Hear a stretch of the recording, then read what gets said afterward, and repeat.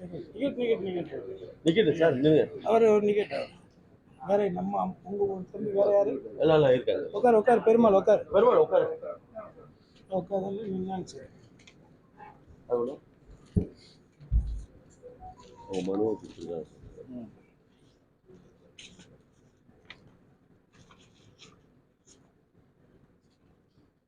அனைவருக்கும் வணக்கம்.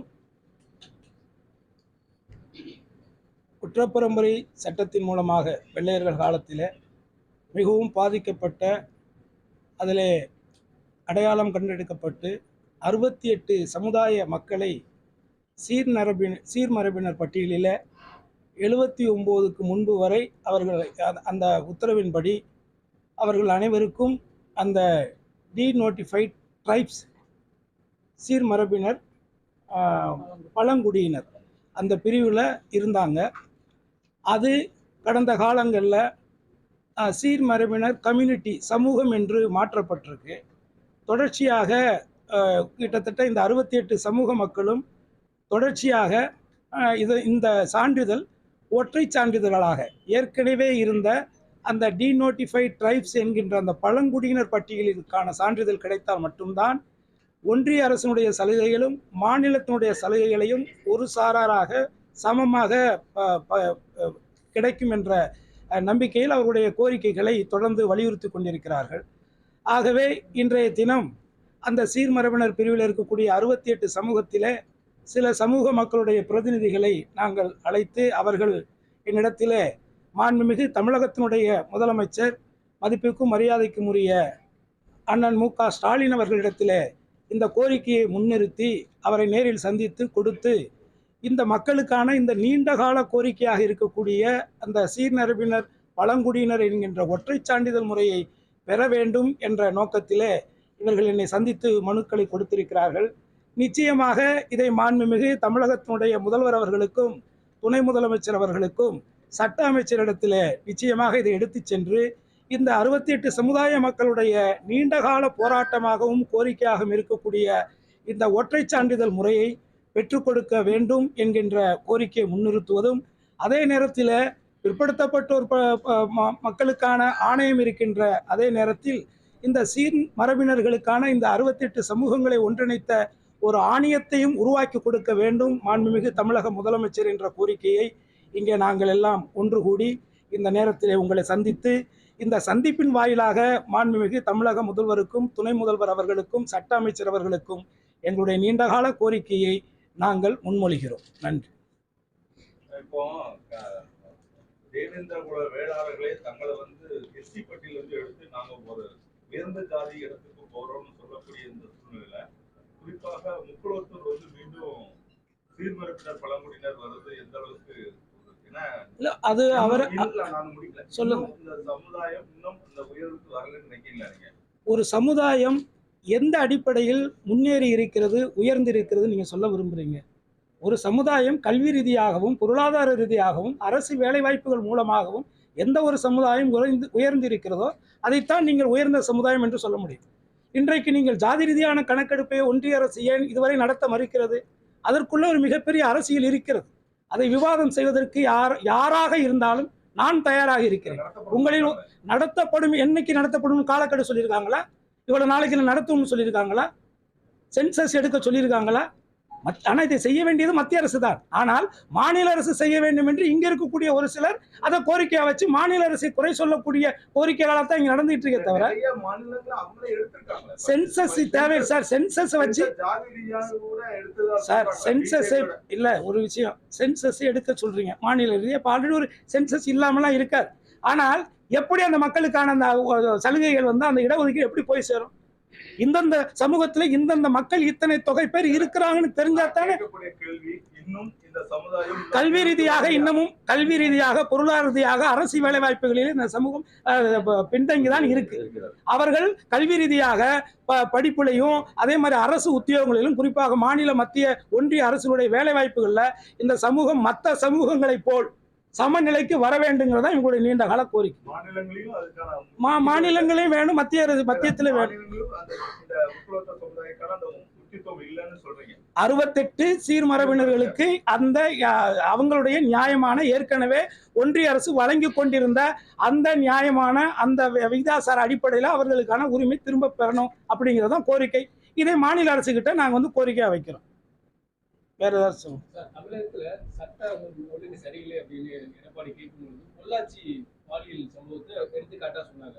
இன்னைக்கு அதுல வரலாற்று ஒழுங்கு ஒரு தீர்ப்பு இன்னைக்கு வெளிவந்திருக்கு. அதிமுக காவல்துறை சிறப்பா செயல்பட்டிருக்கு அப்படின்னு கருத்துக்கள். அதிமுக காவல்துறை தவறு நடந்தது அவங்களோட ஆட்சி காலத்துல. தவறு நடந்தது அந்த வழக்குகள்ல சரியா பதிவு பண்ணியிருக்கிறதா சொல்லி சொல்றாங்க. சார். நியாயத்தை பேசுங்க சார். அந்த வழக்கில் தானே சார் புகார் கொடுத்த பெண்மணியுடைய பெயரையும் படித்த கல்லூரியையும் வெளியில சொன்னாங்க. அது ஒரு உயர்ந்த அதிகாரி சூப்பரண்ட் ஆஃப் போலீஸ் வந்து சொன்னாரா இல்லையா? நான் ஒரு பாதிக்கப்பட்டவன், ஒரு பெண்ணு, நான் ஒரு புகார் கொடுக்குறேன், நீங்க அதையே வெளியில சொன்னீங்கன்னா மற்ற பெண்கள் வந்து யாரு புகார் கொடுக்க வருவாங்க? இது முழுக்க முழுக்க அனைத்து இந்திய அண்ணா திராவிட முன்னேற்ற கழகத்தின் எடப்பாடி தலைமையிலான அந்த ஆட்சி காலத்தில் நடந்த ஒரு மிக மிக அருவருக்கத்தக்க ஒரு கொடுமையான செயல். அதுல அவங்க கட்சிக்காரர்களுடைய பிள்ளைகள்லாம் சம்பந்தப்பட்டிருக்காங்கன்னு அதை முடக்குவதற்கும் சரியான விசாரணை நடத்தாமலும் கிடப்பில தான் போட்டு வச்சிருந்தாங்க. இன்றைக்கு அந்த மக்கள், ஒரு சாமானிய மக்கள் சட்டத்தின் மீது ஒரு நம்பிக்கையை இன்னைக்கு ஏற்படுத்தும் விதமாக நீதிமன்றம் குறிப்பாக சிபிஐ கொடுத்த ரிப்போர்ட்டுகளின் அடிப்படையில் இன்றைக்கு ஒரு நல்ல ஒரு தீர்வு கிடைச்சிருக்கு. வரக்கூடிய காலங்களில் இது போன்ற தவறுகள் நடக்காமல் இருக்க அந்த குற்றச் செயலை செய்ய முன்வரக்கூடியவர்கள் பயப்படும் விதமாக ஒரு சாமானியனுக்கு ஒரு நியாயமான ஒரு தீர்ப்பு கிடைச்சிருக்கு. இது என்னை பொறுத்தவரை எடப்பாடிக்கு அவருடைய பிறந்தநாள் பரிசாக கோர்ட்டு கொடுத்துருக்கேன்னு நான் நினைக்கிறேன். 2026 தேர்தல் இதோட நிலைப்பாடு என்ன சார்? நான் வந்து கடந்த பாராளுமன்ற தேர்தலில் தமிழகத்தில் குறிப்பாக இந்தியாவில் என்ன ஒரு ஆர்எஸ்எஸ் சித்தாந்த மத ரீதியாக மக்களை பிளவுபடுத்தி ஒரே நாடு ஒரே தேசம் ஒரே மொழி என்கின்ற ஒரு சித்தாந்தத்தை முனைவதற்கு முற்படுகின்ற அந்த அரசை எதிர்த்து அந்த சித்தாந்தம் எந்த ரூபத்திலும் தமிழகத்திலே வந்துவிடக்கூடாது, வேலூன்றி விடக்கூடாது என்று நாங்கள் கடந்த பாராளுமன்ற தேர்தலிலே தென் மாவட்டங்களிலே நான் பிரச்சாரம் செய்தேன். அதேபோல் தமிழக மக்களும் அந்த மத ரீதியான சித்தாந்தம் நமக்கு தேவையில்லை என்ன அப்படிங்கிற அடிப்படையில் தான் 40க்கும் 40 வெற்றி பெற்றிருக்கிறார்கள்.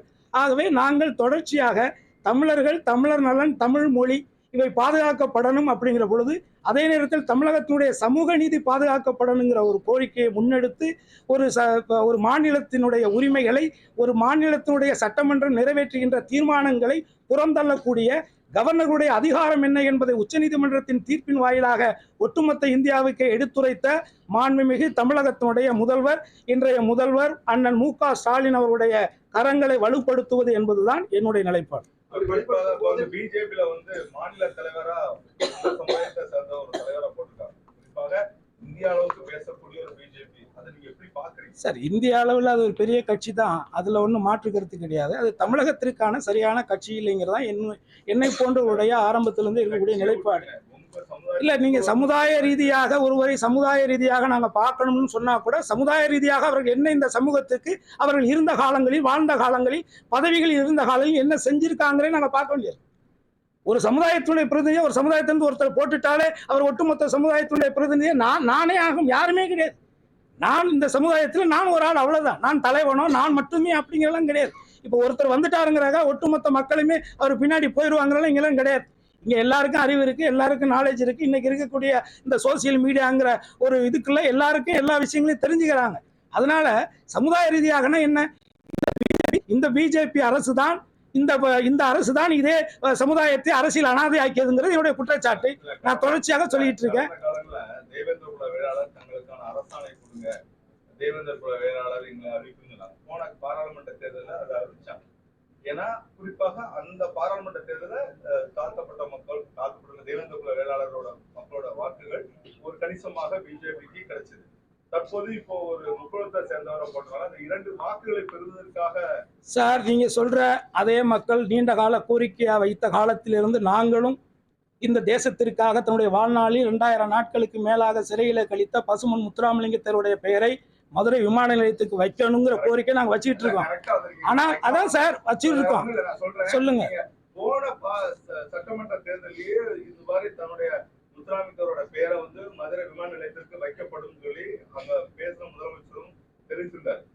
குறிப்பாக ஏன்னா காமராஜரோட பேர் அந்த உங்களோட எல்லா சார், விமான நிலையத்திற்கு பெயர் வைக்கக்கூடிய உரிமை அதிகாரம் ஒன்றிய அரசுக்கு தான் இருக்கு.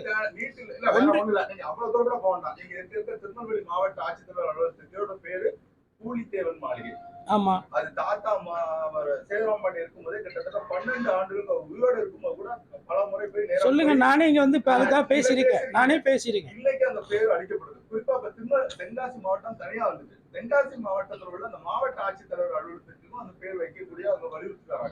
இதை நீங்க எப்படி பாக்குறீங்க? அதான் சார், இது வந்து நான் தான் சொல்றேன்ல, ஒட்டுமொத்தமா நீங்க கேட்கிற கேள்விக்கு நான் நேரடியா சொல்றேன். இந்த தமிழ்நாட்டில் கிட்டத்தட்ட 336, 37 சமுதாய மக்கள் வாழக்கூடிய இந்த தமிழ்நாட்டில் குறிப்பாக நீங்க சொல்லக்கூடிய முக்குளத்தூர் சமுதாயம் பல திராவிட கட்சிகள், அதாவது அண்ணா திராவிட முன்னேற்ற கழகத்தினுடைய மிகப்பெரிய ஒரு வாக்கு வங்கியாக இருந்த இந்த மக்கள் இன்றைக்கு பிஜேபிங்கிற இந்த ஒன்றிய அரசினுடைய சூழ்ச்சியால் தான் இன்றைக்கு அரசியல் அனாதைகளாக்கப்பட்டிருக்கிறார்கள் என்பது என்னுடைய குற்றச்சாட்டு. என்ன இதே குற்றச்சாட்டு வந்து ஆர்கே நகரில் நடந்த தேர்தலில் தினகரன் அவர்களுக்கு இரட்டை இலை சின்னத்தை முடக்கினிலிருந்து, அவர் இரட்டை இலை சின்னத்துக்கு லஞ்சம் கொடுத்தாங்க பேரில் அவரை தீகார் ஜெயிலில் கொண்டு அடைச்சிலிருந்து, அந்த அம்மா அவர்களை 4 வருடங்களுக்கு மேலாக சிறைச்சாலையில் வச்சிருந்து முழுக்க தொடர்ச்சியாக இந்த பிஜேபி அரசாங்கம் எங்களுடைய முக்குளத்தூர் மக்களை நசுக்கி கொண்டு அடக்கி கொண்டு அவருடைய உரிமைகளை பறித்து கொண்டு அவர்களை அரசியல் அனாதைகள் ஆக்க வேண்டும் என்று திட்டமிட்டு செயல்படுத்திக்கிட்டு இருக்காங்க. அப்படிங்கிறதான் என்னுடைய நீண்ட கால பகிரங்க குற்றச்சாட்டு. ஆனால் வரக்கூடிய அரசியல் வரக்கூடிய காலங்களில் அதற்கான பாடத்தை நிச்சயமாக என்னுடைய முக்குளத்தூர் சமுதாய இளைஞர்கள் இந்த அரசியல்வாதிகளுக்கு கற்றுக் கொடுப்பார்கள் நான் நம்புறேன். அவ்வளவுதான். என்ன சார் கூட்டணியில வந்து உங்களுடைய சமுதாயத்துக்கு சார் என்னன்னு எல்லாருக்கும் தெரியும், என்ன நடக்கும் என்னங்கிறது தெரியும். நான் ஒரே ஒரு விஷயம் தான் சொல்றேன். நம்ம வந்து ஒரு போஸ்ட்மேன்னா, ஒரு சட்டமன்ற உறுப்பினர்ங்கிற பதவியை நான் ஏற்கனவே ஒரு 5 வருஷம் அதுக்குள்ள பணியாற்றியவன். ஏன்னா அந்த பதவியினுடைய அதிகாரங்கள் என்னங்கிறது எனக்கு தெரியும். என்ன மக்கள் கொடுக்கக்கூடிய மனுக்களை வாங்கி கொண்டு போயிட்டு சம்பந்தப்பட்ட அதிகாரிகள்கிட்ட கொடுக்கறதா, அந்த அதிகாரிகள் நடவடிக்கை எடுக்கலைங்க போது அதை தாழ்ந்து அமைச்சர்கிட்ட கொடுக்கறதா, அந்த அமைச்சரும் நடவடிக்கை எடுக்கும் போது தாண்டு முதலமைச்சர் கொடுக்கறதா. இறுதியாக நம்ம வைக்கக்கூடிய கோரிக்கை யார்கிட்ட கொண்டு வைக்க வேண்டியிருக்கு? அரசாங்கத்தினுடைய முதலமைச்சராக இருக்கக்கூடிய மக்களால் தேர்ந்தெடுக்கப்பட்ட முதலமைச்சர் நம்ம கொடுக்க முடியும். ஸோ அதனால அது நடக்கும்போது நடக்கட்டும். தேர்தல் வர்றதுக்கு எவ்வளவு காலங்கள் இருக்கு. ஆனால் நடந்துகிட்டு இருக்கிற விஷயங்களை நம்ம வந்து சொல்றோம். இன்னைக்கு எங்களுக்கு தேவைப்படுது. அப்ப நான் முதல்வருடைய கவனத்துக்கு உங்க மூலியமா கொண்டுட்டு போறேன். அவ்வளவு மக்கள் ஏத்துக்கிடுவாங்களா? ஓரளவுக்கு தமிழக முதலமைச்சரை ஏத்துக்கிடுவாங்களா? எப்படி சார் ஏத்துக்காம எப்படி முதலமைச்சர்? பசும்பொனுக்கு போகும்போது கூட அங்க இருந்த திருநீரை கூட வைத்து உடனே அழித்தவர் தான் தமிழக முதலமைச்சர். ஆமா சார். சார் அவங்க அவங்களுடைய சித்தாந்தம்னு சொல்றாங்க. ஏன் நானே அதை கண்டிச்சு நான் அறிக்கை கொடுத்திருக்கிறேன். இல்லைன்னு சொல்லி அது ரெக்கார்டு இருக்குல்ல. அப்படி இல்லைங்க, நான் பேசியிருக்கேன். இதே முதலமைச்சர் அவர்கள் அந்த இதுக்கு அந்த செயல் நடந்த பொழுது நானே அதை கண்டிச்சு பேசியிருக்கிறேன். நான் இல்லைன்னு சொல்லையா. இன்னைக்கு தான் உங்களை யூடியூப்ல போனீங்களா, எல்லாத்தையும் நீங்க எடுக்கலாமே. இப்ப அங்கே அது பிரச்சனை இல்லை. நான் கேட்கிறது என் மக்களுக்கான அரசியல் அதிகாரம். அதுதான் நாங்க கேட்கிறோம். எங்களுக்கான எங்களுடைய கோரிக்கைகள், எங்களுடைய தேவைகள். எந்த அரசாங்கம் வந்தாலுமே நாங்க என்ன கேட்க போறோம்? எங்களுடைய கோரிக்கைன்னு கேட்கிறோம். இன்றைக்கு தமிழகத்துடைய முதல்வராக அவர் இருக்கிறார். அவர் எங்களுடைய கோரிக்கையில பரிந்துரைச்சிருக்கார். இப்ப கூட இது கூட நாம் வந்து இது என்ன ஏதுன்னு பார்ப்போம், நீங்க எல்லாத்தையும் மக்கள்கிட்ட இருந்து கலெக்ட் பண்ணிட்டு வாங்கன்னு தான் சொல்லியிருக்காங்க. அவங்களுடைய தேவைகள் என்னங்கிறாங்க சார். அப்படி போனீங்கன்னா நீங்க சுதந்திர இந்தியாவில இருந்தே எந்த கட்சியுமே நீங்க சொல்ற பிஜேபி மட்டும் என்ன எல்லாத்தையும் நிறைவேற்றிட்டாங்களா? நீங்க சொல்ற பிஜேபி மட்டும் என்ன எல்லாத்தையும் நிறைவேற்றிட்டாங்களா சார்? அப்படித்தான் சார் 10 கோரிக்கை கொடுக்கிற இடத்துல 2 நடக்குதா? சந்தோஷம். அடுத்த வருஷம் இன்னும் 2 நடக்கட்டும். இந்த ஆண்டுல இது நடந்திருக்கு.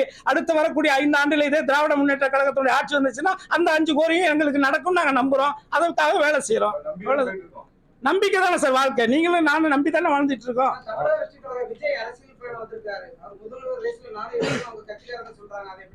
எல்லாரும் சார், நான் கூட இப்ப சொல்லலாம் சார். நான் கூட அடுத்து வரக்கூடிய 2026 நான் முதலமைச்சர் அவன் கூட சொல்லலாம் சார். நானும் நடிகர், அவரும் நடிகர் தான். நான் கூட சொல்லலாம். அது அவங்களுடைய நம்பிக்கை சார். அதை போய் நம்ம எப்படி தப்பா சொல்ல முடியும்? எல்லாரும் கட்சி ஆரம்பிக்கிறோம், எல்லாருமே முதலமைச்சர் ஆகணும் தானே வர்றாங்க.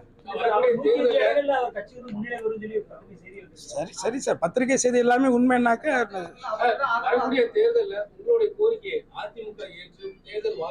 கிடையாது சார். என்ன கிடையவே கிடையாது. அனைத்து இந்திய அண்ணா திராவிட முன்னேற்ற கழகம் என்பது ஒட்டுமொத்த தமிழகத்தினுடைய அனைத்து சமுதாய மக்களுக்குமான, அதுவும் ஏழை எளிய அடித்தட்டு மக்களுக்கான, ஒட்டுமொத்தமாக ஏழ்மை நிலை இருக்கக்கூடிய தொண்டனுக்காக உருவாக்கப்பட்ட அந்த இயக்கம் புரட்சித் தலைவர் அவர்களால் 72 உருவாக்கப்பட்டது. அதற்கு பிறகு புரட்சித் தலைவர் அம்மா அவர்களால் அது கட்டி காக்கப்பட்டு இத்தனை முறை அந்த ஜாதிகளுக்கு மதங்களுக்கு அப்பாற்பட்டு ஒரு நேர்மையான ஒரு ஆட்சி அவங்க நடத்தினாங்க. யாரும் இதெல்லாம் இல்லைன்னா இங்க சொல்ல முடியாது. தவறுகள் எல்லா ஆட்சியுமே நடந்திருக்கும். என்ன அதெல்லாம் இங்க இல்லைன்னு யாரும் சொல்லல. ஆனால் எடப்பாடி என்பவர் என்ன அந்த அந்த கட்சியினுடைய திட்டங்கள், அதாவது அதில் இருக்கக்கூடிய நிபந்தனைகள், அதோடைய விதிகள், அதுகளுக்கு புறம்பாகவே அவர் வந்து பொதுச்செயலாளர் பதவி ஏற்றுக்கிட்டார். அதையும் தாண்டி அப்பேற்பட்ட ஒரு மிகப்பெரிய இயக்கத்தை தன்னுடைய குறுகிய ஒரு கொங்கு மண்டலத்துடைய கட்சியாக மாற்றிய பெருமை தான் அவனுக்கு இருக்கு. இன்னைக்கு நடந்திருக்கக்கூடிய இந்த சமுதாய மக்கள், குறிப்பாக முக்குளத்தோர் சமுதாய மக்கள் இன்றைக்கு இந்த நிலைமையில் அவர்கள் அரசியல் புறக்கணிக்கப்பட்டிருப்பதற்கு ஒட்டுமொத்த காரணமே எடப்பாடி தான். அதனால எடப்பாடி நாளைக்கு நான் துணை முதலமைச்சர்னு சொன்னாலும் கூட எடப்பாடி கிடையாது.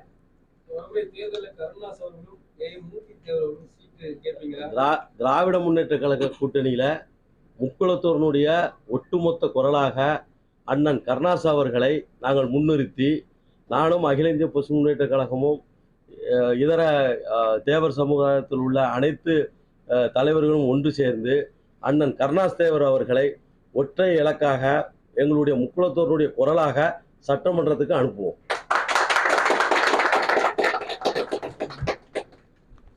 நன்றி, எல்லாருக்கும் நன்றி.